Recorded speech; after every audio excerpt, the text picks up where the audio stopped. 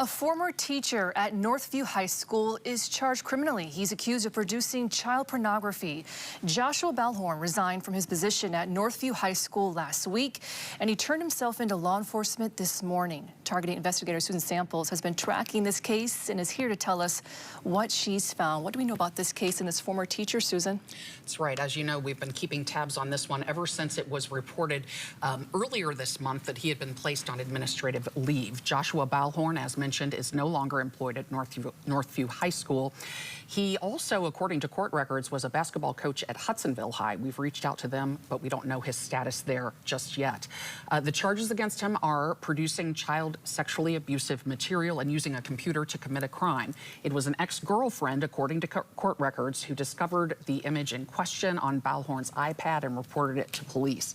According to the court records and Kent County's prosecutor, he is not accused of taking pictures, pornographic pictures of actual children. Rather, Grand Rapids police say he took already existing legitimate pictures, actually a picture of him. He posed at the end of last school year with two now former Northview High School students, had his arms around the two students, and then allegedly used AI to make it appear that the students were naked. Under the law, the letter of the law, that constitutes producing child pornography, because if it depicts, this is according to prosecutor Chris Becker, if it appears to be, and one of the students, it was still a minor at the time that the picture was taken. So that's why, if there's any portion of a sexually provocative or pornographic picture that is a minor, and in this case it was the face, under the law, that's pornography.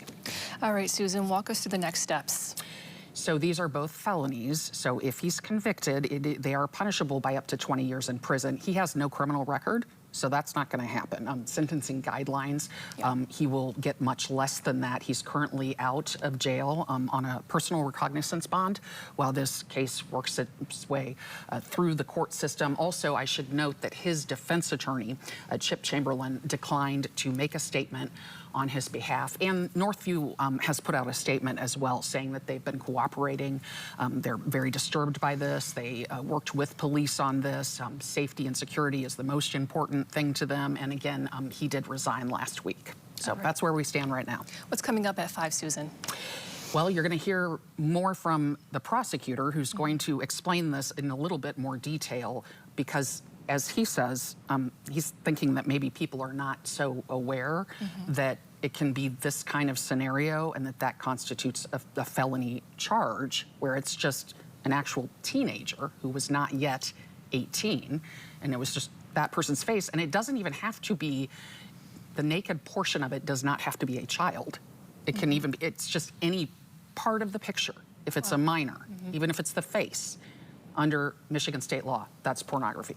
All right, Susan Samples reporting for us. We'll see you at 5. Thank you, Susan.